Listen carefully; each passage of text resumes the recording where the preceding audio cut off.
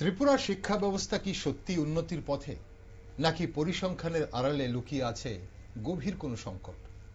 শহর ও গ্রামীণ এলাকার বিদ্যালয়গুলোর মধ্যে পরিকাঠামোগত বৈষম্য কেন আজও এত প্রকটভাবে আসে সামনে এবং এগুলো নিয়ে অভিযোগ করা হয়? যেখানে শহরতলি স্কুলে ডিজিটাল ক্লাসরুম ও আধুনিক সুযোগ সুবিধা, সেখানে দূরবর্তী পাহাড় এবং গ্রামীণ স্কুলগুলো কেন এখনো শ্রেণীকক্ষ, লাইব্রেরি ও ল্যাবরেটরির অভাবে ধুঁকছে বলে অভিযোগ। শিক্ষার হার বাড়লেও গ্রামীণ এলাকা কি এখনো স্কুল ছুটের প্রবণতা দেখা যাচ্ছে? ডিজিটাল শিক্ষা কি কেবল শহুরে শিক্ষার্থীদের মধ্যেই সীমাবদ্ধ থাকবে? সবচেয়ে বড় প্রশ্ন, রাজ্যের শিক্ষক সংকট কিভাবে মোকাবেলা করছে দপ্তর? পাহাড়ের কি অবস্থা, সমতলেরই বা কি অবস্থা? গত 5 বছরে প্রায় 10,000-এরও বেশি শিক্ষক অবসর নিয়েছেন বলে খবর। নিয়োগ হয়েছে 4,656 জন। প্রাথমিক শিক্ষায় 4,187 জন শিক্ষকের ঘাটতির কথা এখনো জানা যায়। এদিকে একজন শিক্ষক দিয়ে সম্পূর্ণ স্কুল চালানোর অভিযোগ শোনা যায় পাহাড়ে। 50 জনের কম শিক্ষার্থীদের থাকা স্কুলগুলো বড় স্কুলের সঙ্গে যুক্ত করার সিদ্ধান্ত কি সত্যি যুক্তিসঙ্গত, নাকি এতে দরিদ্র ও দুর্গম এলাকার শিশুদের শিক্ষার অধিকার খর্ব হচ্ছে? শিক্ষকদের অনিয়মিত উপস্থিতি ও স্কুল ইন্সপেক্টরদের ভূমিকা নিয়েও অভিভাবকদের ক্ষোভ। আর এই অভিযোগগুলো কি কোনো কার্যকর তদন্ত হচ্ছে? সামনেই বোর্ড পরীক্ষা। বিদ্যাজ্যোতি প্রকল্পের অধীনে থাকা স্কুলগুলোর ফলাফল 2025 সালে কিছুটা সন্তোষজনক হলেও এই উন্নতি কি স্থায়ী হবে? এবারও কি ভালো ফলাফল হতে চলেছে, নাকি এটি কেবল সাময়িক স্বস্তি? ত্রিপুরা শিক্ষা ব্যবস্থার ভবিষ্যৎ কোন পথে? বাস্তবের সংস্কারের দিকে, নাকি প্রতিশ্রুতি আর পরিসংখ্যানের চক্রেই ঘুরপাক খাবে? নমস্কার, আমি দীপেন আর আপনারা দেখছেন নিউজ ভ্যানগার্ড। রাজ্যের শিক্ষা ব্যবস্থা ও পড়ুয়াদের ভবিষ্যৎ নিয়ে একটি গুরুত্বপূর্ণ আলোচনায় আজ আমার সাথে রয়েছেন দুজন ছাত্র নেতৃত্ব। রয়েছেন টিএসএফ নেতৃত্ব মনীষ দেববর্মা এবং রয়েছেন টিএসইউ নেতৃত্ব ডন দেববর্মা। দুজনকেই স্বাগত অনুষ্ঠানে। মনীষ, রাজ্যের স্কুল, বিশেষ করে পাহাড়ের যে স্কুলের আমরা যদি দেখি এই মুহূর্তে, প্রকৃত শিক্ষার মান কতটা উন্নত হচ্ছে বলে আপনি মনে করেন?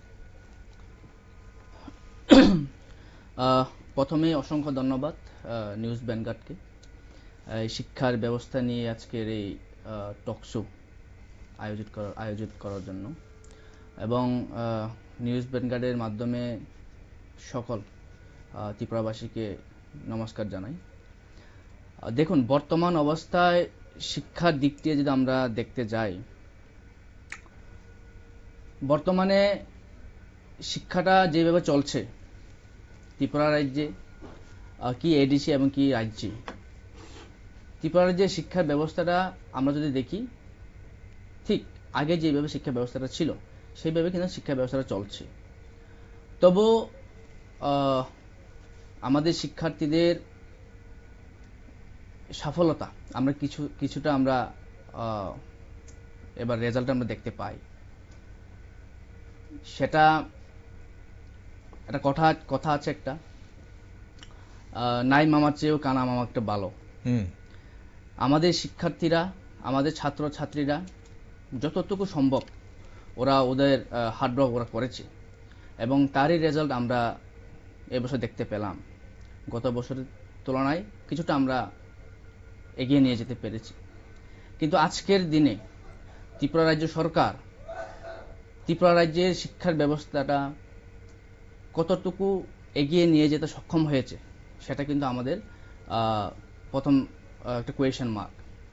কারণ আমরা যদি কি এডিসি বলি, এডিসির শিক্ষা অবস্থাটা যেভাবে ছিল, মনে করেছিলাম এই সরকার শিক্ষা ব্যবস্থাটা আরো উন্নত, মানে গতিতে আরো উন্নত করবে।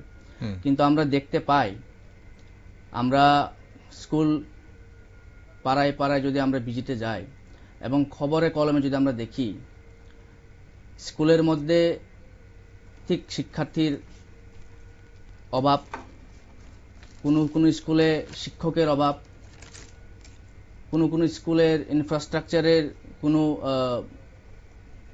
ঠিক করা হয়নি। তো সেটা কিন্তু আমাদের সরকার সেই দিক দিয়ে কিন্তু সেটা দেখা দরকার। কারণ আমরা দেখি অনেকগুলি স্কুল রয়েছে, সরকার বাধ্য হয়ে স্কুলগুলিকে অন্য স্কুলের সাথে মার্জ করে নিচ্ছে। কারণ কেন আজকে এইসব ঘটনা হচ্ছে? ত্রিপুরা রাজ্যের সরকার যখন স্কুল তৈরি করেছিল, সরকার একটা চিন্তা ভাবনা করে ত্রিপুরা রাজ্যের ছাত্রছাত্রীদের ভবিষ্যৎকে চিন্তা ভাবনা করে স্কুলটা তৈরি করা হয়েছিল। কারণ আজকে কেন সেই স্কুলগুলিতে শিক্ষার্থীর অভাব দেখা দিচ্ছে? আজকে কেন সেই স্কুলগুলির মধ্যে শিক্ষকের অভাব দেখা দিচ্ছে? সেটা কিন্তু সরকার ভালোভাবে বিবেচনা করার প্রয়োজন বলে আমরা টিএসএফ মনে করি। কারণ আমাদের মা বাবারা, আমাদের গার্জিয়ানরা চায় না যে আমাদের ছেলেমেয়েরা একটা খারাপ শিক্ষা ওরা গ্রহণ করুক। ওরা চায় আমাদের ছেলেমেয়েরা শিক্ষার দিক দিয়ে উজ্জ্বল হোক, ওদের ভবিষ্যৎ উজ্জ্বল হোক এবং সমাজের জন্য এগিয়ে যাক। তার জন্যই আমাদের মা বাবারা আমাদের ছেলে মেয়েদেরকে আমরা প্রাইভেট স্কুলে আমরা পঠন পাঠনের জন্য আমরা পাঠাই। কারণ এই দিকগুলি সরকার কিন্তু ভালোভাবে বিবেচনা করে কিন্তু আরো উন্নত মানের সফলতা সরকার কিন্তু করতে পারে।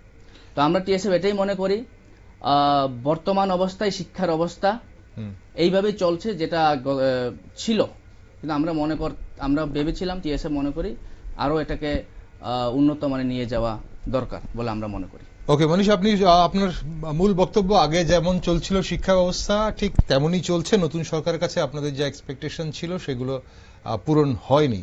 আর বাকি যে অভিযোগগুলো আপনি করেছেন আমরা সেগুলোতে বিস্তারিত যাব, সেই আলোচনাগুলোতে। এই অভিযোগগুলো প্রায় সময় আমরা শুনি, কি সেই অভিযোগগুলো আপনি বলছিলেন। এবং এই মুহূর্তে ডন দেববর্মা রয়েছেন আমার সঙ্গে, টিএসইউ নেতৃত্ব। ডন, আপনার কি মনে হয় এবং আপনার সংগঠনের কি অবস্থান, কেমন ভাবে তৈরি হচ্ছে রাজ্যের তথা মানে দেশের ভবিষ্যৎরা কতটা গুণগত মান শিক্ষা পাচ্ছে, বিশেষ করে পাহাড়ে?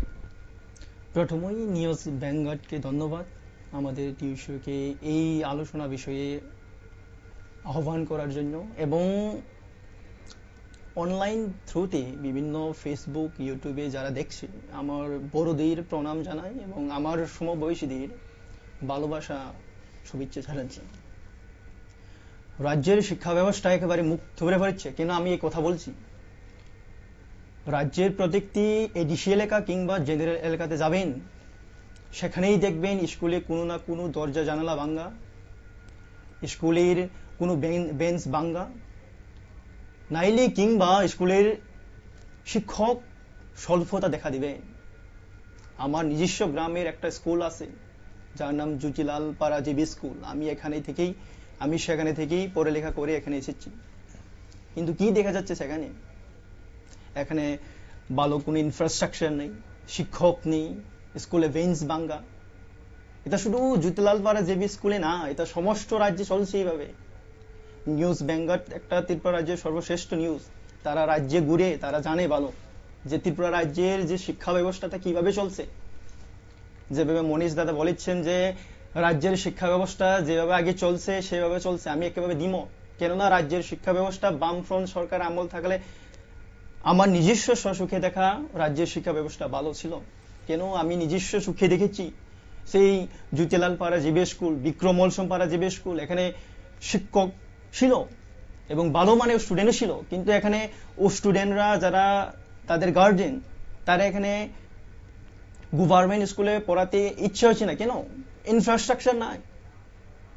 যারা দিন আনে দিন খায় তারাও আজকে চায় ইংলিশ মিডিয়ামে পড়াতে। কেন?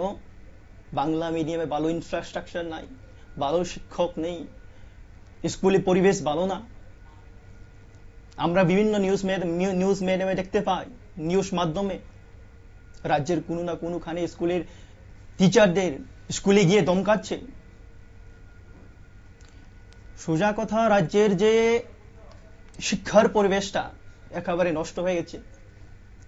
এই রাজ্যের বিভিন্ন নিউ এডুকেশন পলিসি দিয়া রাজ্যের যে নতুন এডুকেশনে যে 100টা স্কুল করেছেন, সেখানেও আমরা দেখতে পাচ্ছি কোনো ইনফ্রাস্ট্রাকচার ছাড়াই রাজ্যের নতুন প্রকল্প চালু করছে বিগত 3 বছর ধরে।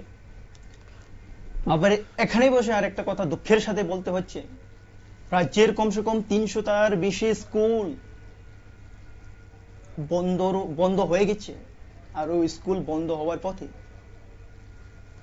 তাহলে রাজ্যের শিক্ষা ব্যবস্থা কিভাবে উন্নত হবে? স্কুল যদি বন্ধ করে দেয় তাহলে রাজ্যের শিক্ষা ব্যবস্থা কিভাবে উন্নত হবে? কিন্তু এই যে স্কুলটা বন্ধ হয়েছে বেশিরভাগই তো তৃতীয় দেশীয় এলাকা, ট্রাইবেলদের এলাকা।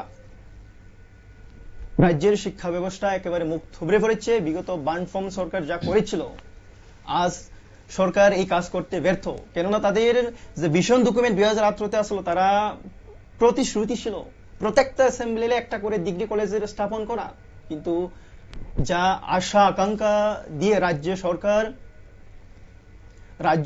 সরকারকে পাহাড়ের জনগণ কিংবা সমতলের জনগণ বুদ্ধি দিচ্ছিল, কিন্তু সেটা পূরণ করতে পারেনি। তার জন্য রাজ্য সরকার কিংবা কেন্দ্র সরকার রাজ্যের শিক্ষা ব্যবস্থা নিয়ে একেবারে পুরোই ব্যর্থ। ওকে, ডন, আপনি বললেন শিক্ষা ব্যবস্থা অলমোস্ট মুখ থুবড়ে পড়েছে, এবং বিশেষ করে পাহাড়ের কথা আপনি বলছিলেন, বিভিন্ন ইস্যু আপনি তুলে ধরলেন, যে ইস্যুগুলো অবশ্যই আগেও চর্চিত হয়েছে। তবে আমরা একটু বোঝার চেষ্টা করব আজ যে রাজ্যের যারা শিক্ষার্থীরা বা যারা পড়ুয়ারা, বিশেষ করে গ্রাম পাহাড়ের পড়ুয়ারা, যাদের হয়তো ফার্স্ট জেনারেশন পড়াশোনা করছে, মানে তাদের বাবা মা হয়তো পড়াশোনা করেননি, বা করলেও ততটা হয়তো বেশি পড়াশোনা করেননি, অল্প বিস্তর পড়াশোনা করেছিলেন, তারা আজ আমাদের রাজ্যের যে স্ট্যান্ডার্ড, যেটা কমন স্ট্যান্ডার্ড বা জেনারেল স্ট্যান্ডার্ড, সেই শিক্ষার মান তাদের কাছে পৌঁছচ্ছে কিনা, যদি না পৌঁছে থাকে কেন পৌঁছচ্ছে না, কি করা প্রয়োজন, আমরা সেই জায়গাটা বোঝার চেষ্টা করব। আজ আমরা স্কুল মার্জার নিয়ে আমরা দুপক্ষ থেকেই কিন্তু অভিযোগ শুনলাম। স্কুল মার্জার নিয়ে মনীষ আপনিও বলেছেন, স্কুল মার্জার নিয়ে বা স্কুল বন্ধ করার অভিযোগ আপনিও তুলেছেন, ডন। এখন স্কুল মার্জ নিয়ে অনেকেই অভিযোগ করছেন, কিন্তু বাস্তব প্রয়োজনীয়তাটা কি অস্বীকার করা যায়? মানে আপনাদের কি রায়? এখন বলা হচ্ছে যেসব স্কুলে পাশাপাশি দুটো স্কুল আছে, খুব কাছেই হয়তো আছে, হয়তো 1 কিলোমিটার বা 1.5 কিলোমিটারের মধ্যে আছে, একটা স্কুলে ছাত্র সংখ্যা খুবই কম এবং আরেকটা স্কুলে ছাত্র সংখ্যা হয়তো তার থেকে একটু বেশি আছে, তো দুটো স্কুলকে মার্জ করে একটা স্কুলে নিয়ে গিয়ে এই দুটো স্কুলের পরিষেবা, দুটো স্কুলের যে শিক্ষক, সব এক জায়গায় নিয়ে যাওয়া হচ্ছে, যা যা ফ্যাসিলিটিস সব এক স্কুল থেকে প্রোভাইড করা হচ্ছে। তো সেই জায়গাটায় কি শিক্ষার মান উন্নয়ন হচ্ছে বলে আপনারা মনে করেন, নাকি এখানে স্কুলটা বন্ধ করে দেওয়ার ফলে কোনো ধরনের সমস্যা হচ্ছে বলে বা ক্ষতি হচ্ছে বলে ছাত্রছাত্রীদের বলে মনে করেন? মনীষ, আপনার কাছে প্রথমে আসবো। দেখুন, স্কুল মার্চ করা নিয়ে যখন স্কুলটা তৈরি করা হয়েছিল তখন তো সেটা সরকারি বাজেট খরচ করে সেই স্কুলগুলো তৈরি করা হয়েছিল, এবং কিছু না একটা সরকার ভালো ভেবে সেই স্কুলটাকে বানিয়েছিল। 1 কিলোমিটার দূরে যখন যেহেতু স্কুল আছে, সরকারের প্রয়োজন ছিল না সেখানে দুটো স্কুল তৈরি করা। যখন তৈরি করেছে, সরকারের প্রয়োজন ছিল এখানে একটা স্কুল তৈরি করব, একটা স্কুলের মধ্যে এই এলাকার ছেলেমেয়েরা পড়াশোনা করবে এবং এই স্কুলের থেকে ওরা উন্নতি হবে আরো। সরকারের কিন্তু এই লক্ষ্যটা নিয়ে ওরা কাজ করা প্রয়োজন ছিল। সরকার সেখানে আমরা জানতে পাই, অনেক জায়গায় আমরা শুনি যে বাজেটের তৃতীয় এডিসির মধ্যে আমরা জানি যে বাজেটের শর্টেজ। তো সেখানে যদি সেই স্কুল তৈরি করা না করে যদি সেই বাজেটগুলোকে যদি আমরা যে স্কুলের প্রয়োজন ইনফ্রাস্ট্রাকচারের, সেখানে যদি আমরা সেটাকে খরচ করি, তাহলে আশা করি যে আমরা টিএসএফ মনে করি যে শিক্ষার্থীরা এই ধরনের অসুবিধা যারা ওরা বুক নাও করতে পারত। কারণ স্কুল দুটা ওরা 1 কিলোমিটারের পর একটা স্কুল বানিয়েছে, প্রয়োজন ছিল না একটা ভালো স্কুলই থাকুক। যেটা ছিল সেটাকে আমরা আরো শিক্ষক দিয়ে ইনফ্রাস্ট্রাকচার দিক দিয়ে যদি আমরা সেটাকে আরো ভালোভাবে উন্নতি করে তুলি, সেখানে নিশ্চয়ই স্টুডেন্ট যেত। তাহলে এখন প্রশ্ন হচ্ছে যে আগে এই জিনিসটা আপনি বলছেন স্কুল কেন করা হলো, পাশাপাশি দুটো স্কুল কেন করা হলো বা 2-3টে স্কুল কেন করা হলো, এখন সেটা করার ফলে আপনি যেটা বলছেন, যে কারণগুলো বলছেন, সেই কারণগুলোর জন্য এখন একটা স্কুল বন্ধ করে আরেকটা স্কুলের সঙ্গে মার্জ করে দিয়ে সেখানে সব ছাত্রছাত্রীদের বেটার ফ্যাসিলিটি দেওয়ার চেষ্টা হচ্ছে, তাহলে কি আপনি সেটাকে সমর্থন করেন? দেখুন, যদি সরকারের যদি এই উদ্দেশ্যটা থাকে এখন বর্তমানে যে স্কুল মার্চ করলেই আমাদের ছাত্রছাত্রীদের আরো ভালো পড়াশোনা ওরা পাবে, যদি এই দিকটা দিয়ে যদি ওরা মার্চ করতে চায় তাহলে ভালো। কিন্তু বর্তমান অবস্থায় আমরা দেখতে পাই সরকারি স্কুলের তুলনায় প্রাইভেট স্কুলের মধ্যে ছাত্রছাত্রীরা বেশি যাচ্ছে। তো সরকার, আমরা মনে করি সরকার সেটা প্রাইভেটাইজেশন করার দিক দিয়ে ওরা এগিয়ে যাচ্ছে। কারণ আমরা যদি সরকারের স্কুল থেকে তুলনা করে যদি আমরা প্রাইভেট স্কুলে দেখি, সেখানে কিন্তু ছাত্রছাত্রীরা বেশি পড়াশোনা করতে যাচ্ছে। ফেসিলিটি সেখানে সরকারের স্কুলের তুলনায় সেখানে ফেসিলিটি আরো ভালোভাবে দিচ্ছে। সেখানে আরো টিচার্স, আরো আমরা জানি ত্রিপুরা রাজ্যের টিচার্স এবং স্টুডেন্টের রেশিওটা 24:1। তো সেখানে কিন্তু সেই স্কুলগুলিতে কিন্তু সেখানে কিন্তু সেগুলি মেনটেন করা হচ্ছে। আর যদি সরকারের উদ্দেশ্য যদি সেটাই হয় যে স্কুলগুলিকে মার্জ করলে যদি এডুকেশন দিক দিয়ে আরো উন্নতি হয়, তাহলে ভালো। কিন্তু আজকে সরকার এটা কিন্তু বিবেচনা করতে হবে, সরকার কিন্তু এইগুলি দেখা দরকার। আজকে ওরা অনেকগুলো স্কুল বন্ধ করে ফেলেছে, বন্ধ করার পরেও আজকের দিনে বেসরকারি স্কুলে কিন্তু শিক্ষক ছাত্রছাত্রীদের সংখ্যা কিন্তু বেশি সরকারের তুলনায়। তো সেগুলি কিন্তু সরকারের দেখা দরকার বলে আমরা মনে করি। ওকে, প্রাইভেট স্কুলের দিকে ঝুঁকছে মানুষ বেশি আপনি বলছেন, বিশেষ করে পাহাড়ি এলাকায়। সেখানে যারা প্রাইভেট স্কুল খুলছে সেসব স্কুলগুলোতে ছাত্রছাত্রীর সংখ্যা বেশি, গভর্নমেন্ট স্কুলের সংখ্যা কম। কারণ কি? ওকে, সেটাই আমরা আলোচনা করব। ডন, আপনার কি মনে হয় এই বিষয়টাতে, স্কুল মার্জের বিষয়টা? বলা হচ্ছে ছাত্রদের যদি অভাব থাকে তাহলে একটা স্কুল তো শুধু শিক্ষক দিয়ে চলে না, শিক্ষকের পাশাপাশি অনেক ধরনের স্টাফ রয়েছে, অনেক ধরনের পরিষেবা দিতে হয়, একটা স্কুলে ইনফ্রাস্ট্রাকচার ডেভেলপমেন্ট করতে হয়। তো সেখানে ছাত্র সংখ্যা মানে কম থাকার ফলে দুটো স্কুলকে মার্জ করে একটাকে বন্ধ করে আরেকটাকে সেখানে ফ্যাসিলিটি ডেভেলপ করা হচ্ছে, ইনফ্রাস্ট্রাকচার ডেভেলপ করা হচ্ছে।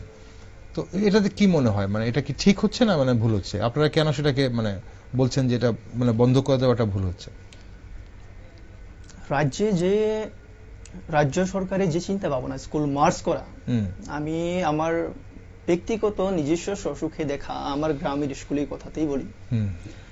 আমার নিজস্ব গ্রামে একটা স্কুল আছে, জ্যোতিলাল পাড়া জিবি স্কুল নামে, সেটাও বন্ধ করার পথে। তারা যে সরকারের চিন্তা ভাবনা হয়েছে স্কুলকে মার্জ করা। আরেকটা স্কুল হয়েছে বিক্রম মলসম পাড়া জিবি স্কুল, তা আমাদের গ্রাম থেকে 2 কিলোমিটারের মধ্যে। আর একটা আছে বাসুরাম পাড়া জিবি স্কুল, এটাও 2 কিলোমিটারের মধ্যে।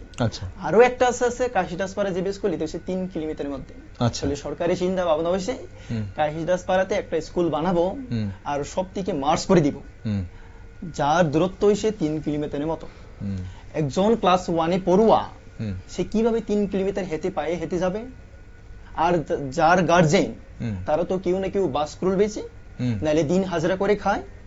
তাদের ছেলে মেয়েদের কিভাবে এই কাশিদাসপাড়া জিবি স্কুল 3 কিলোমিটার মধ্যে কিভাবে নিয়ে যাবে?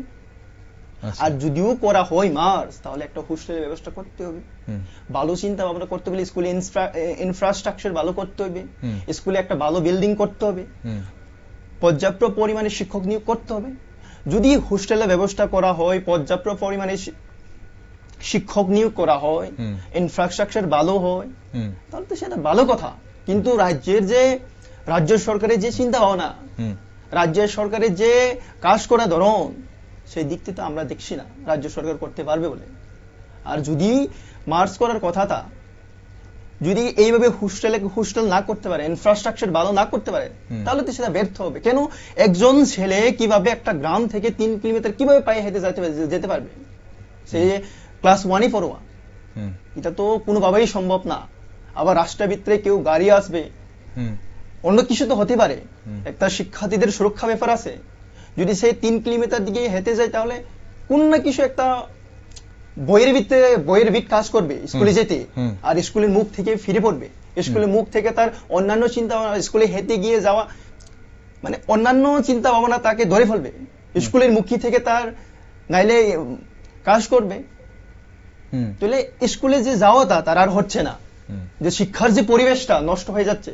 যেহেতু গ্রামে যদি থাকে, তাহলে স্কুল মাস্টার সারে আসলে গ্রামে গিয়ে দেখতো, অথবা আমরা সময় দেখতো স্কুলে গ্রামে সেই ছেলেটি কেন স্কুলে আইলেন না, সমস্যা দেখে কথাবার্তা বলে, গার্জেনের সাথে কথা বলে পরিবারে যেতেন। হ্যাঁ, তাহলে যদি 3 কিলোমিটার হয়ে যায়, একটা বড় অংশ, একটা 2-3টা গ্রাম মিলে যাবে, তাহলে সেটা সেই সব গ্রামে গিয়ে তো মাস্টার যেতে পারবেন না।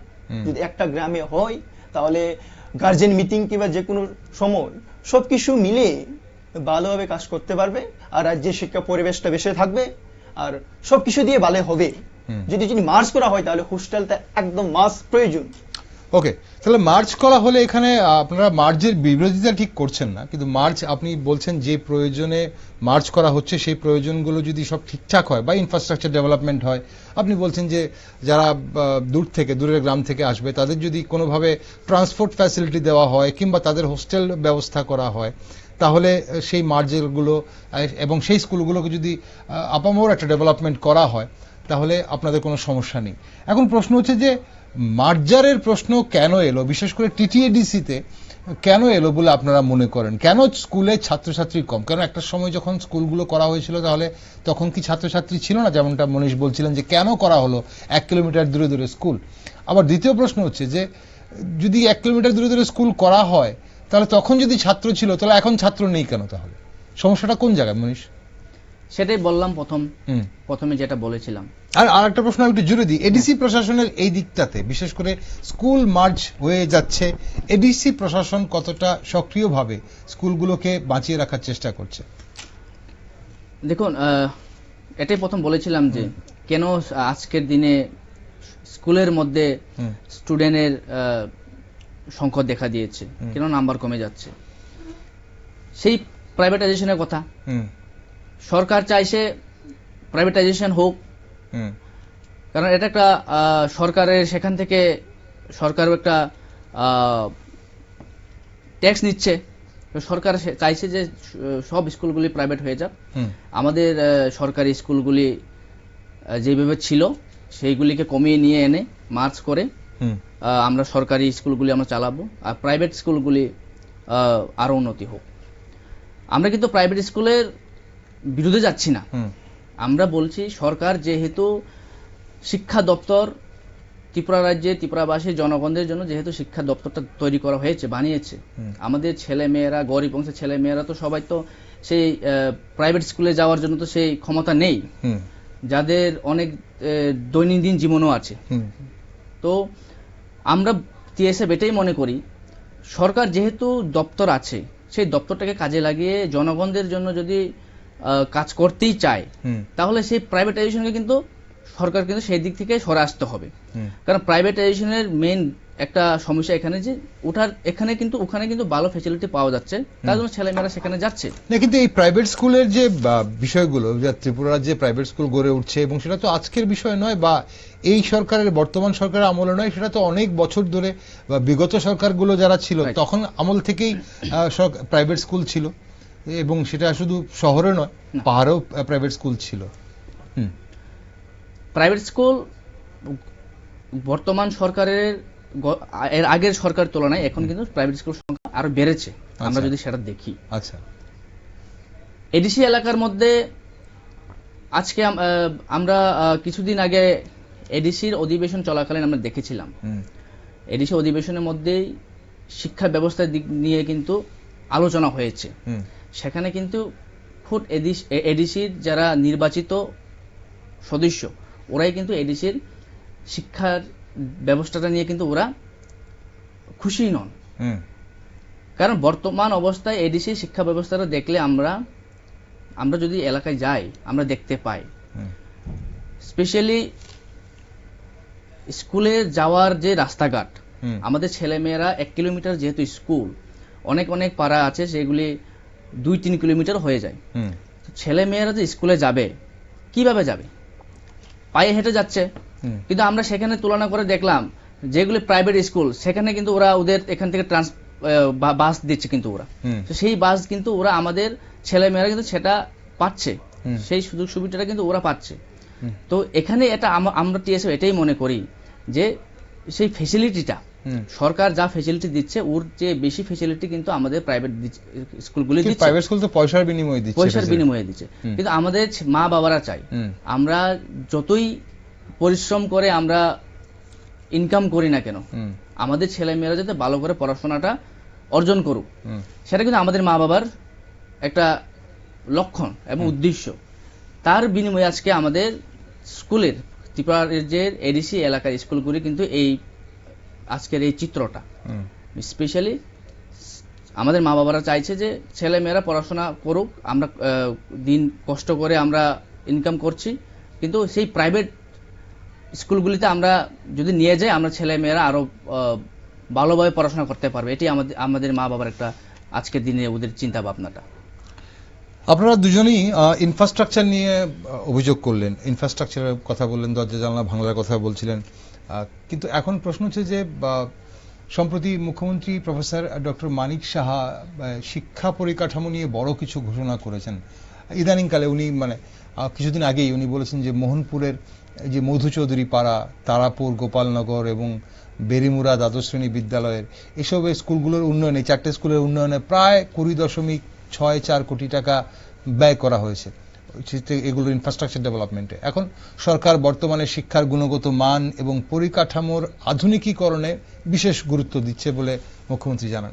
তো আপনারা কি মনে করেন কোন কোন ক্ষেত্রে উন্নয়ন প্রয়োজন? ইনফ্রাস্ট্রাকচার ডেভেলপমেন্টে তো হচ্ছেই। ডন। রাজ্যের মাননীয় মুখ্যমন্ত্রী ডক্টর প্রফেসর মানিক সাহাজি যা বলেছেন তা আমরা দেখতে পারছি।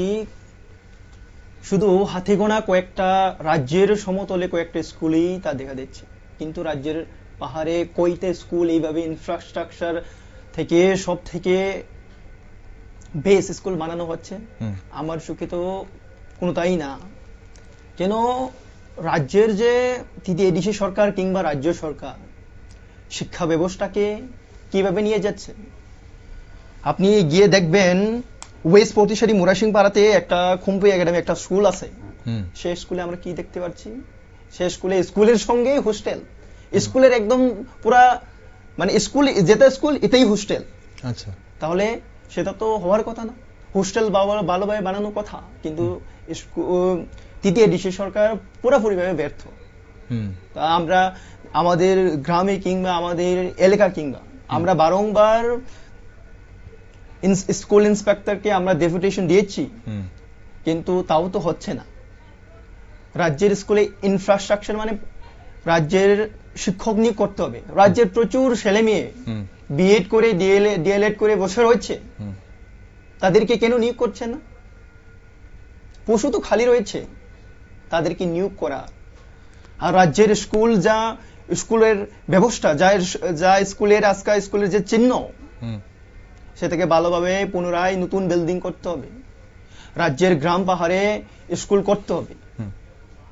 আমার নিজস্ব ব্যক্তিগতভাবে হাই স্কুলে পড়ার জন্য 6 কিলোমিটার সাইকেলে করে যেতে হতো। কয়েকজন মানুষ আমার বন্ধুরা স্কুলও ছেড়ে দিয়েছে, তারা ড্রাগ খাচ্ছে। কেন ব্যবহার হচ্ছে? স্কুল নাই। আর এই স্কুল নাই এর মধ্যে কয়েকটা স্কুল, কয়েক শত স্কুল রাজ্য সরকার বন্ধ করে চিন্তা কিভাবে নিতে পারে? এটা তো কোনোভাবেই না। রাজ্যে বিশেষ করে ট্রাইবালদের এলাকা আরো নতুন করে ইনফ্রাস্ট্রাকচার সম্পূর্ণ স্কুল বানানো দরকার, শিক্ষক নিয়োগ করা দরকার। ওকে ডন, আপনি বলছেন বিশেষ করে পাহাড়ি এলাকাতে স্কুলগুলোতে ইনফ্রাস্ট্রাকচার ডেভেলপমেন্টের ভীষণ প্রয়োজন রয়েছে এবং শিক্ষক নিয়োগের প্রয়োজন রয়েছে।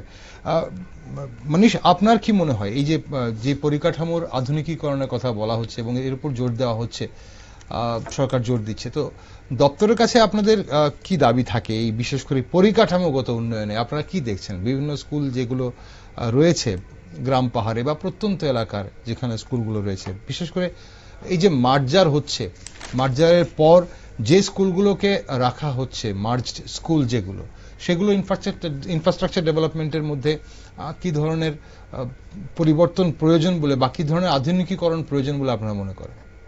দেখুন, আমরা বারংবার আমাদের শিক্ষা দপ্তরের ডাইরেক্টরকে আমরা চিঠিও দিয়েছি। স্কুলের ইনফ্রাস্ট্রাকচার বিষয়টা কিন্তু সরকার গুরুতরভাবে নজর দেওয়ার জন্য আমরা একটা চিঠিও দিই।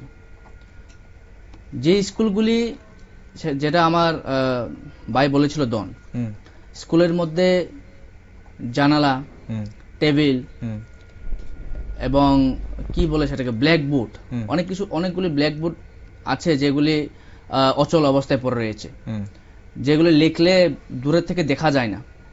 এই ধরনের ব্ল্যাকবোর্ড কিন্তু পড়ে রয়েছে স্কুলের মধ্যে। এইসব স্কুল নিয়ে পড়াশোনা চালাচ্ছে সরকার। তো এইগুলি এখন সরকার যেহেতু একটা স্টেপ নিয়েছে যে স্কুল মার্চ করে আমরা আরো ভালো ইনফ্রাস্ট্রাকচার দেব, একটাই স্কুল থাকবে, ভালো ইনফ্রাস্ট্রাকচার হবে, এই উদ্দেশ্য যদি সরকারের হয়ে থাকে তাহলে আমরা ওটাকে বিরোধিতা করছি না।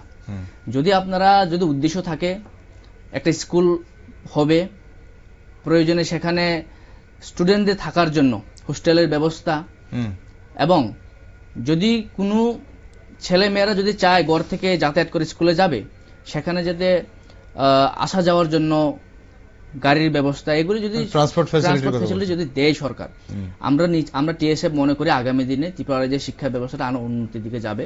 এবং সরকারি স্কুলগুলি, যে স্কুলগুলি এখন অচল অবস্থায় পড়ে রয়েছে, যে স্কুলগুলিকে সরকার মনে করেছে যে এই স্কুলগুলিকে আমরা মার্চ করে ভালোভাবে চালাবো, সেই স্কুলগুলিকে যদি ইনফ্রাস্ট্রাকচার দিক দিয়ে যদি সরকার গুরুত্ব দেয়, আমরা আশা করি, টিএসএফ মনে করি আগামী দিনে আমাদের ত্রিপুরা রাজ্যের শিক্ষা ব্যবস্থাটা আমরা এগিয়ে নিয়ে যেতে পারবো।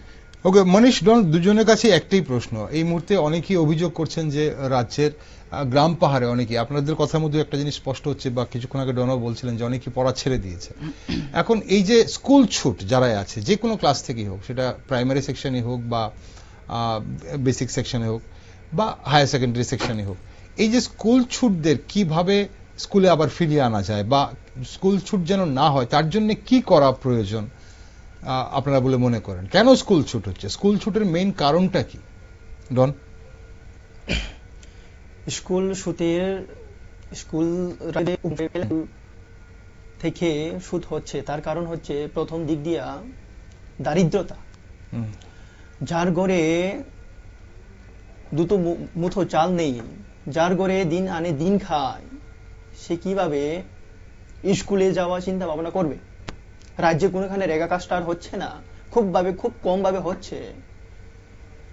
রাজ্যের যে সংক্রান্তি মেলা, সেখানে তো কোনো রেগা কাজ হচ্ছে না গ্রামে। আর সেদিক দিয়েও রাজ্যের যে দারিদ্রতার জন্য একটা কারণ বলতে পারি স্কুল ছুটির। আর অন্য দিক দিয়ে হচ্ছে রাজ্যের যে শিক্ষার পরিবেশটা আর নেই। রাজ্যের গ্রাম পাহাড়ে মানুষের যে শিক্ষার মূল্যতা, সেই মূল্যতা আমরা আমাদের যে রাজ্য সরকার সেটা দেখাতে পারছে না। আর একটা কথা হয়েছে, রাজ্যের শিক্ষার যে অ্যাওয়ারনেসটা প্রয়োজন, যে রাজ্যের ছেলে মেয়েদের, উপজাতি, বিশেষ করে উপজাতি ছেলে মেয়েদের যে শিক্ষার মূল্যতা করে দেবো, জীবনের শিক্ষার যে মূল্য তাদেরকে আমরা বুঝাতে পারছি না। রাজ্য সরকার শিক্ষার মূল্যতা বোঝাতে একেবারে ব্যর্থ। শিক্ষার মূল্যটা, ডন আমি একটু ইন্টারাপ্ট করছি আপনাকে, শিক্ষার মূল্যটা বোঝানোর কি সরকারের দায়িত্ব? মানে শুধু কি সরকারের দায়িত্ব? সরকারের একটা দায়িত্ব থাকতেই পারে অবশ্যই। একটা শিক্ষা বা শিক্ষার একজন স্টুডেন্টকে বা একটা পরিবারকে, একটা ছেলেকে, একটা মেয়েকে, একটা পড়ুয়াকে শিক্ষার, জীবনের শিক্ষার কতটা গুরুত্ব সেটা কি সরকারকে বুঝিয়ে দিতে হবে? আমাদের কি কোনো দায়িত্ব নেই? সমাজের কি কোনো দায়িত্ব নেই? প্রাথমিকভাবে সরকারের দায়িত্ব, কিন্তু এরপরেও পরিবারের আর আশেপাশে পরিবেশে তার প্রভাব পড়ছে। এই জন্য আমি বললাম রাজ্যের শিক্ষা পরিবেশটা আর নেই। রাজ্যে দিনে দিনে ড্রাগসটা বাড়ছে, এইচআইভি পজিটিভ বাড়ছে। রাজ্যে যদি একটা গ্রামে একজন দাদা যদি বিএ পাস করে, তাহলে মানুষের ভিতরে একটা আশা আকাঙ্ক্ষা থাকে, আর সেই মা বাবারও আশা আকাঙ্ক্ষা থাকে, এই দাদার বিএ পাস করছে, আপনিও করতে হবে, তুমিও করতে হবে, ভালো করে শিক্ষা করতে হবে। কিন্তু এইভাবে তো আর হচ্ছে না। দাদা ড্রাগ খাচ্ছে, তাহলে ছেলেরা কি শিখবে? শুধুরা কি শিখবে? তাও তো হচ্ছে রাজ্যে, গ্রাম থেকে শুরু করে শহর থেকে শুরু করে সবখানেই তো ড্রাগস থেকে মানুষের কিভাবে বাঁচাবো সেই চিন্তাই রাজ্য সরকার করতে হবে। দেখবেন কোনখানে গ্যাস সিলিন্ডার চুরি হচ্ছে, কোনখানে রাবার স্ক্র্যাপ চুরি হচ্ছে, কোনখানে কোনো না কোনো চুরি হচ্ছে। রাজ্যের যে শিক্ষা ব্যবস্থা একেবারে, আমি প্রথমেই বললাম, মুখ থুবড়ে পড়েছে। তার জন্য আমাদের সমাজ কিংবা সবখান থেকে আমরা এগিয়ে আসতে হবে। আমাদের টিউশন থেকে আমরা ড্রাগ অ্যাওয়ারনেস প্রোগ্রাম আর রাজ্যের যে শিক্ষা গুরুত্ব, এই প্রোগ্রামটা কিভাবে আমরা করার পরিকল্পনা রয়েছে। আমরা কয়েকটা জায়গাতে সিলেক্ট করে দিচ্ছি। আমরা এই লেগে আমাদের টিউশন স্লোগান থাকবে, শিক্ষাকে আবার গ্রামে নিয়ে চলো। আচ্ছা, ওকে, শিক্ষাকে আবার গ্রামে নিয়ে চলো, টিএসইউর স্লোগান এটা। তবে স্কুল ছুট নিয়ে মনীষ আপনার কি মতামত? স্কুল ছুট যে কোনো বয়সী হোক, যে কোনো ক্লাসই হোক, বা যে কোনো এলাকাতেই হোক, সেটা গ্রামে হোক, পাহাড়ে হোক, প্রত্যন্ত এলাকাতে হোক বা সমতলে হোক, যারা স্কুল ছুট, কেন স্কুল ছুট হচ্ছে এবং স্কুল ছুটদের স্কুলে ফিরিয়ে আনার জন্য কি করা উচিত বলে আপনি মনে করেন?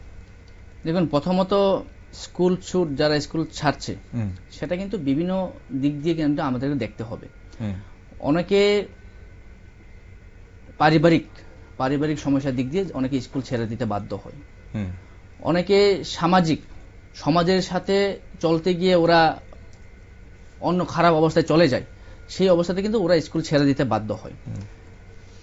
প্রথমত আমরা যদি শিক্ষার্থীদের, ছাত্রদেরকে যদি আমরা স্কুলে পড়াশোনার যে মূল্যটা যদি আমরা দিয়ে যেতে চাই, ফার্স্ট হচ্ছে আমরা অ্যাওয়ারনেসটা কিন্তু শুধু সরকারের দায়িত্ব নয়, প্রথমত সরকারের দায়িত্ব, তারপরও সমাজটা তো শুধু একদিক দিয়ে নয়, সমাজের মধ্যে যারা বসবাস করছে, হোক সেটা সামাজিকভাবে হোক অ্যাওয়ারনেস করা। আজকে আমরা দেখেছি সরকার অনেক টাকা খরচ করে প্রোগ্রাম করছে ত্রিপুরা রাজ্যে, ভালো কথা, কিন্তু সরকার কিন্তু এডুকেশন অ্যাওয়ারনেসও কিন্তু গ্রামে গ্রামে সরকার কিন্তু সেটা করার দরকার। কারণ যারা চলে গিয়েছে ওদেরকে ফিরিয়ে নিয়ে আসা, স্কুলে আবার ওদেরকে পড়াশোনা করানো, সেটা কিন্তু সরকারের শুধু না, আমি আশা করি আমাদের ঘরের মা বাবারা, আমাদের সমাজের যারা আমরা বসবাস করছি, আমাদেরও সেটা কিন্তু একটা দায়িত্ব, আমাদেরও সেটা একটা কর্তব্য যে আমার ছোট ভাই যদি এখন স্কুল ছেড়ে দিয়েছে, তাকে আমি গিয়ে বুঝিয়ে স্কুলে ভর্তি করানো কিন্তু সেটা আমারও দায়িত্ব এবং আমরা সবাই দায়িত্ব, আমরা টিএসএফ এটা মনে করি। এবং ভবিষ্যতে সরকার যদি চায় অ্যাওয়ারনেসের মাধ্যমে কোনো ছাত্র যদি স্কুল ছেড়ে দেয়, অনেকে ঘরের পারিবারিক সমস্যার জন্য ওরা ছেড়ে দেয়, কারণ আমরা আজকে এটাই বলবো যে আমাদের টিএসএফ এর পক্ষ থেকে যদি কোনো আর্থিক দিক দিয়ে যদি সমস্যা দেখা দেয়, সরকার স্টাইপেন্ড দিচ্ছে, প্রয়োজনে সরকার সেই স্টাইপেন্ডগুলিকে আরো বৃদ্ধি করে দেওয়ার দরকার। কারণ আজকের দিনে দাঁড়িয়ে আমরা বাজারের মূল্য যদি দেখি, সেটা কিন্তু অনেক বেড়ে গিয়েছে, তাতে অনেকের পক্ষ থেকে অনেকের কাছে কিন্তু সেটা পারিবারিক দিক দিয়ে এডুকেশনটাকে ধরে রাখা সেটা কিন্তু পসিবল না। আজকে যদি দেখি একজন পরিবারে যদি গ্রুপ ডি ঘরের ছেলে মেয়েরা, যদি একটা পরিবারে যদি 3-4টা ছেলে মেয়ে থাকে, সেটা কিন্তু সেই পরিবারের পক্ষ থেকে কিন্তু এডুকেশনটাকে বহন করতে কিন্তু কষ্ট হয়ে যায়, সেটা আমার নিজের চোখে দেখা। তো তার দিক দিয়ে সরকার যদি সেটা স্টেপ নেয়, আমি আশা করি, আমরা টিএসএফ মনে করি ভবিষ্যতে ছেলে মেয়েরা যারা স্কুল ছেড়ে দিচ্ছে এই সব কারণে, ওরা কিন্তু পড়াশোনার দিক দিয়ে আবার কিন্তু এগিয়ে যেতে ওরা সক্ষম হবে। ওকে, অনুষ্ঠানের সময় ফুরিয়ে আসছে। ডন, এই যে বিদ্যাজ্যোতি প্রকল্পের যে স্কুলগুলো, প্রথম 2024 সালে আমরা তেমন ফলাফল না দেখলেও 2025 সালে কিন্তু তুলনামূলকভাবে ভালো হয়েছে ফলাফল, এবং শিক্ষার গুণগত মান নিয়েও কিন্তু অনেকেই যে অভিযোগ করছিলেন বিদ্যাজ্যোতি স্কুলগুলোকে নিয়ে, সেই অভিযোগ অনেকটাই বন্ধ হয়ে এসেছিল। তো কি মনে হয়, এই প্রকল্প কি সত্যি শিক্ষার মান বাড়াতে পারছে এই মুহূর্তে? আপনাদের অবস্থান কি? বিদ্যাজ্যোতি প্রকল্প তখনই সফল হবে যখন স্কুলে ইনফ্রাস্ট্রাকচার, পর্যাপ্ত পরিমাণে শিক্ষক, আর স্কুলে যে বিদ্যাজ্যোতি প্রকল্পটা যখন সরকার করেছিল তখন যে কথাটা রেখেছিল, সেগুলি কথাটা আজ পর্যন্ত কি রেখেতে পেরেছে? আমরা দেখছি তা সরকার নিজের যে কথাটা রাখছেন না।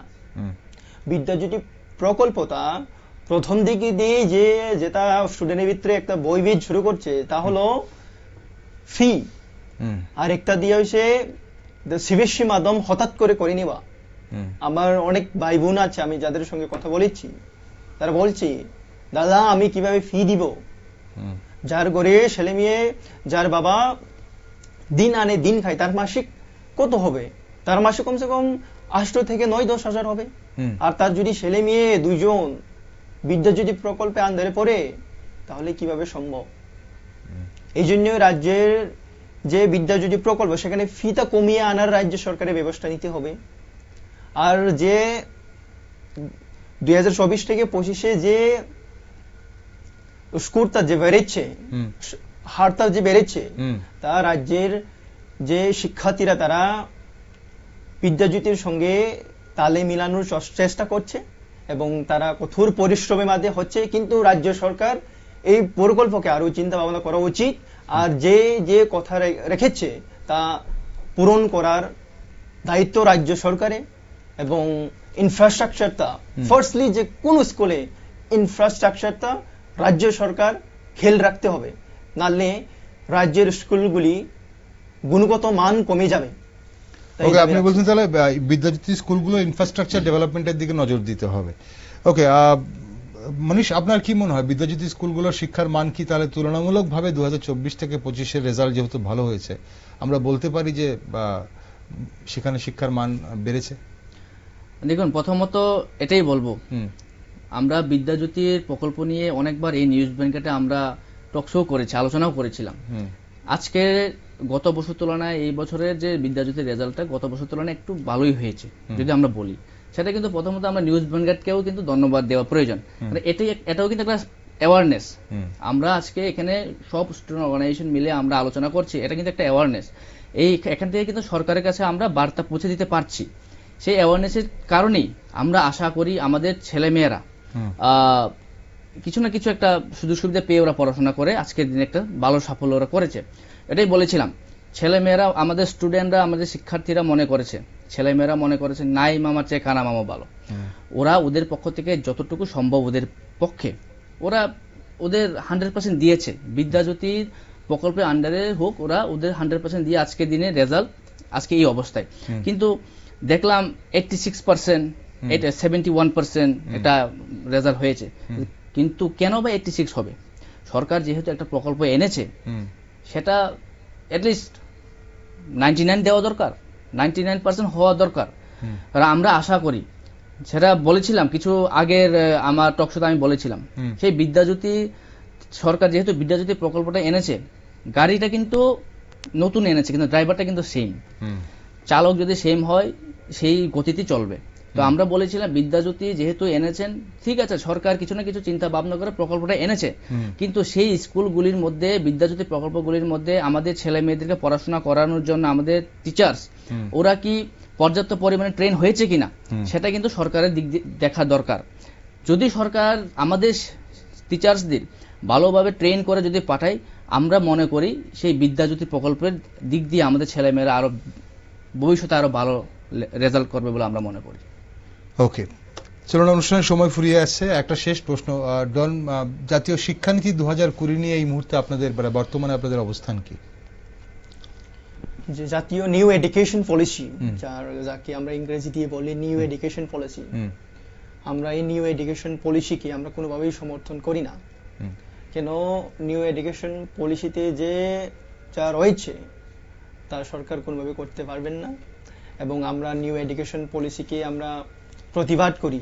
প্রতিবাদ আমরা রাষ্ট্রপতি করেছি এবং করতে এসেছি, এবং রাজ্যে মানুষরা ভাবছে, একটা ককব্রক দিয়ে একটা প্রবাদ আছে, থিয়া তংখেসে রঙ্গ তমসা থেকে তকসামাসা, তাই চলছে। রাজ্যের মানুষরা বুকছে যে স্কুলের যে ফিতা, কলেজের যে ফিতা সত্যিই বেড়ে গেছে, কিন্তু স্টাফেনটা তো বাড়ছে না। ট্রাইবাল ওয়েলফেয়ারে যে স্টাফেনটা রাজ্যের শিক্ষার্থীরা, জনজাতি শিক্ষার্থীরা পাচ্ছে, আমাদের ট্রাইবাল শিক্ষার্থীরা পাচ্ছে, তা তো বাড়ছে না। তাহলে ফি কেন বাড়বে? ফি বাড়ছে কিন্তু স্কলারশিপের যে ব্যবস্থা তা তো বাড়ছে না। যদি গ্রামের কেউ আগরতলা থাকে, তাকে যদি কোনো বাড়াতে থাকে, তাহলে তো কোনোভাবেই পুচ্ছে না। আমি নিজস্বভাবে এটা দেখেছি, নিজস্ব শ্বশুরকে, যার ঘরে ছেলেরা 2 জন আগরতলা থাকে, তার মা বাবা কোলাইতে পারছে না, স্কলারশিপ সেই দিক দিয়ে বাড়াচ্ছে না, কিন্তু স্কুল ফিতে তো বাড়ছে। তা যা দেখছি, স্কুল, ওই যে মনীষ দাদা যে বলেছেন স্কলারশিপে অ্যামাউন্টটা বাড়ানো দরকার, আমি তার জন্য আমরা সংগঠন থেকে ট্রাইবাল ওয়েলফেয়ার ডিপার্টমেন্টে আমরা ডেপুটেশনও দিব আগামী দিনে। ওকে, মনীষ, আপনার কি মনে হয় বিদ্যাজ্যোতি এনইপি 2020 নিয়ে, নয়া শিক্ষানীতি নিয়ে আপনাদের কি অবস্থান এই মুহূর্তে, টিএসএফ এর কি অবস্থান? দেখুন, ন্যাশনাল এডুকেশন পলিসি যেহেতু সরকার একটা পলিসি এনেছে, ন্যাশনাল এডুকেশন পলিসি সরকার এনেছে কিছু না কিছু একটা চিন্তা ভাবনা করেই যেহেতু এনেছে। সরকার যদি মনে করে ন্যাশনাল এডুকেশন পলিসি আমরা ইমপ্লিমেন্ট করে যদি আমরা শিক্ষার দিকটা আমরা আরো উন্নত মানে এগিয়ে নিয়ে যেতে পারবো, তাতে বেশ। কিন্তু আজকে একটা কোয়েশ্চেন মার্ক, সরকার কি আজও পুরোপুরিভাবে ন্যাশনাল এডুকেশন পলিসিটাকে লাগু করতে পেরেছে? আমরা মনে করি, টিএসএফ মনে করি, সরকার আজও ব্যর্থ ন্যাশনাল এডুকেশন পলিসিটাকে লাগু করতে। ন্যাশনাল এডুকেশন পলিসির মধ্যে ক্লিয়ারলি ভাবে লেখা আছে, ছাত্রছাত্রীরা ওদের মাতৃভাষা, ওদের লোকাল ল্যাঙ্গুয়েজ নিয়ে পড়াশোনা করার অধিকার সেই ন্যাশনাল এডুকেশন পলিসিতে দিয়েছে। কিন্তু আজ ত্রিপুরা রাজ্যের শিক্ষা ব্যবস্থা যদি আমরা দাঁড়াই, সেই ন্যাশনাল এডুকেশন পলিসিটা কিন্তু সরকার কিন্তু আজও ব্যর্থ ইমপ্লিমেন্ট করতে। বিভিন্ন স্কুল, বিভিন্ন কলেজ রয়েছে, নিজের মাতৃভাষা নিয়ে পড়াশোনা করতে কিন্তু ছাত্রছাত্রীরা আজকে এখানে সমস্যার সম্মুখীন হচ্ছে। তা আমরা এটাই বলবো, আমরা ন্যাশনাল এডুকেশন পলিসির পক্ষে এবং বিপক্ষেও যাইনি, পক্ষেও বলছি না। সরকার যদি মনে করে ন্যাশনাল এডুকেশন পলিসিটা ইমপ্লিমেন্ট করে যদি শিক্ষার দিকটা আমরা আরো উন্নত মানে বেড়ে নিয়ে যেতে পারবো, তাতে বেশ, আমরা সেটাকে বিরোধিতা করছি না। কিন্তু সরকার কিন্তু ন্যাশনাল এডুকেশন পলিসিটাকে ইমপ্লিমেন্ট করতে, পুরোপুরিভাবে ইমপ্লিমেন্ট করতে কিন্তু সরকার দেখা যাচ্ছে সরকার দিক দিয়ে সেটা ব্যর্থ দেখা দিয়েছে। আমরা আমাদের টিএসএফ আমরা মনে করি এই ন্যাশনাল এডুকেশন পলিসিটা যাতে সরকার আগামী দিনে যদি ইমপ্লিমেন্ট করতে চায় ভালোভাবে করো, যদি না হয়, আপনাদের পক্ষে যদি না হয়, তাহলে সেটাকে উঠিয়ে নিয়ে যাও। ওকে, অসংখ্য ধন্যবাদ মনীষ এবং ডন, আপনাদের দুজনকে আজ আপনারা আলোচনায় অংশগ্রহণ করলেন।